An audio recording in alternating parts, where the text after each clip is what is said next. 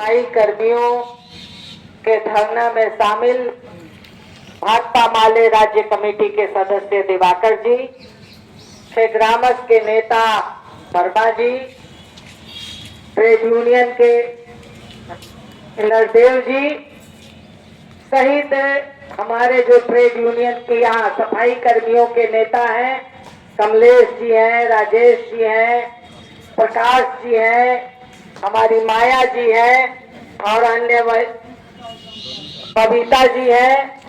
तो इन तमाम सहित सभी लोगों को जिनका मैं नाम नहीं भी ले पा रही हूँ, उन तमाम जुझारू साथियों को AICCTU की तरफ से अपना क्रांतिकारी सलाम पेश करती हूँ और आपके बहादुराना संघर्ष के लिए आपको धन्यवाद और बधाई देती हूँ।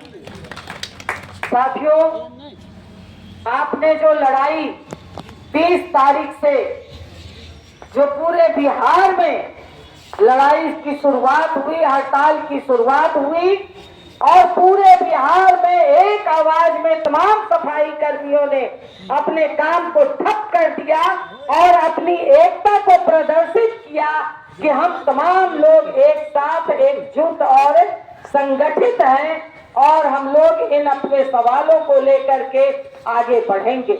और आपकी एकता ने सरकार को झुकने के लिए मजबूर किया। जो सरकार कि अगर पहले बात उनसे लगातार बात हो रही थी, मगर उन सवालों पर बात करने के लिए तैयार नहीं हो रही थी। जब पूरा बिहार में कूड़ा का अंबार लग गया, सफाई कर्मियों ने अपना काम बंद कर दिया, तब सरकार को झुकना पड़ा। लोग नाक पर रुमाल रख करके चलते हैं, 2 दिन 3 दिन कूड़ा नहीं उठा तो सड़क पर चलना मुश्किल हो गया। मगर ये कभी नहीं सोचते कि ये सफाई कर्मी रोज जो पूरे शहर का कूड़ा साफ करता है, तमाम घरों का कूड़ा साफ करता है, वो कितनी गंदगी में रहता है, इस बात की चिंता सरकार को नहीं है। इस बात की भी चिंता नहीं है कि इन तमाम सफाई कर्मियों को कम से कम हम उन्हें न्यूनतम मजदूरी दें। 9,000 साढ़े 9,000 न्यूनतम मजदूरी नहीं होता। जितनी गंदगी में काम करते हैं, तमाम तरह के इन्फेक्शन हो जाते हैं, तमाम तरह की बीमारी हो जाती है कम उम्र में ही। औसत उम्र बहुत कम है सफाई कर्मियों का, क्योंकि जब तक थोड़ा शरीर में जान रहता है तो उस गंदगी को झेलते हैं। जैसे ही 35-40 के पार होते हैं, इन्फेक्शन लगना शुरू हो जाता है। कभी टीबी है तो कुछ है तो कुछ है, तमाम तरह के इन्फेक्शनेबल बीमारी हमारे सफाई कर्मियों को हो जाता है। उसका इलाज वो ठीक से नहीं करवा पाते और दवा के बिना दम तोड़ देते। तो और इसके लिए काम करते हुए कोई एक्सीडेंट हो गया, काम करते हुए किसी तरह की मौत हो गई, मगर यह सरकार उसका भी पैसा नहीं देती। दिवाकर जी बता रहे थे और कहा भी कि हम अगर लाश लेके आपके दरवाजे पर आएंगे तब आप 10,000 रुपया दीजिएगा। ये कहाँ की मानवता है? मानवता को शर्मसार करने वाली घटना दोहराई जाती है। आजाद भारत है जहाँ बड़ी बड़ी बातें होती हैं।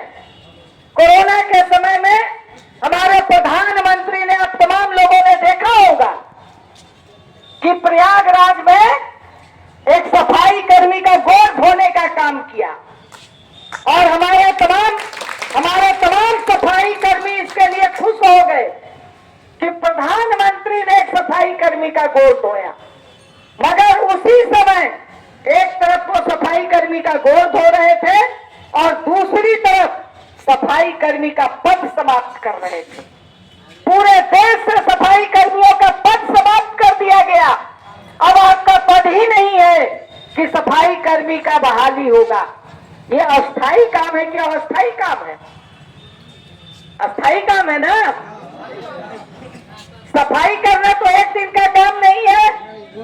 1 दिन है, 2 दिन है, 5 दिन, 2 महीना और 2 साल का तो काम नहीं है। जब तक जिंदगी रहेगी तब तक सफाई है।